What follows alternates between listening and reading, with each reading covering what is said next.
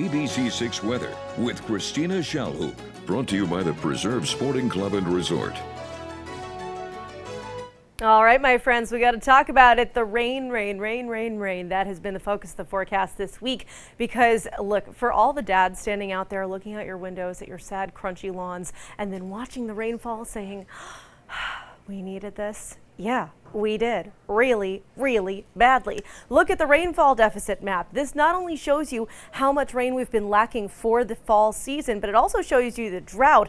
And the newest issuance of the drought monitor came out today. So you can actually see the newest updates here, that cherry red representing where we have extreme drought now into parts of Massachusetts. And then in Rhode Island, the severe drought has spread significantly, encompassing about half of the state. That's big bad news, my friends. However, the rain has come in to save the day. Is it going to bust the drought? No, but that's a good thing. And I want to explain why, because you might be saying, well, man, we could use some more. Yes, but there is such thing as too much of a good thing. When the ground dries out to the extreme amount that it has, that rain doesn't seep into the ground right away. It's almost like a cementing effect. So any rain that falls, especially when it's heavy, runs over the top of the land before it seeps into the soil. And that's when we get a flooding situation. We do not have one of those because this is what I've been calling the Goldilocks forecast. It's just enough rain to help the drought, but it's not so much that we're experiencing flooding concerns. So far, we've seen a little more than 3/4 of an inch in Smithfield, and in Cumberland, 3/4 on the dot.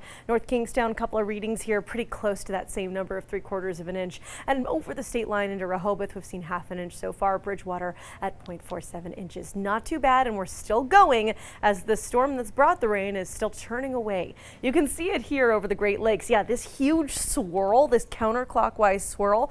It's an area of low pressure. We call it an upper level low. Think of it like a big storm centered in the upper atmosphere, and it's helping to produce more areas of surface low pressure as well. That's helping to drive the rain a bit heavier over parts of southern New England. That's what you're looking at here on satellite and radar. Back over the state line, I might say, as we get back out of New England and into New York, it's not just rain, but snow as we look back to the mountain ranges, the Adirondacks, the Catskills, the Berkshires, not so much. Not quite cold enough at this point, although I will say some wintry mixing in the very highest elevations is not totally out of the question, but it's not like you're expecting a winter wonderland after this storm. Now, as for us, we'll focus on the rain here. Providence, you can see it's been pretty soaking for a little while here. Not the heaviest of rainfall necessarily, but very steady. And that's what we'll experience for most of the evening ahead.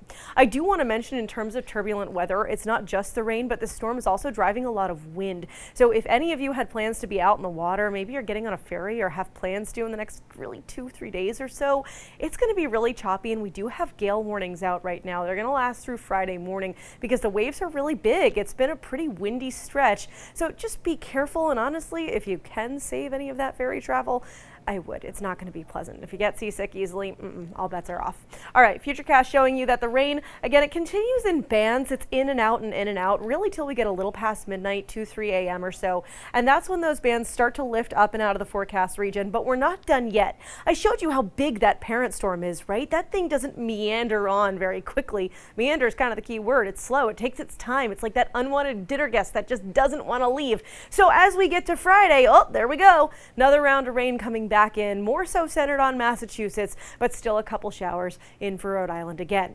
Saturday, it's like the last hurrah. You ready? There it is. That final band as the storm actually pushes off to the east. That's going to be our last round of rain before this thing is out of our hair. Now, I do want to mention for all the skiers and snowboarders out there who are licking their lips when I said snow, I mean, it's really not going to be a huge storm for New England, but the mountain ranges of New England will get a little extra of that fluffy white stuff before the storm is done. So looking up into the greens and the whites and even the Boundary Mountains of Maine, it's going to be a little additional help. So far, the center, though, has really been back into parts of the Ohio Valley and Pennsylvania as well.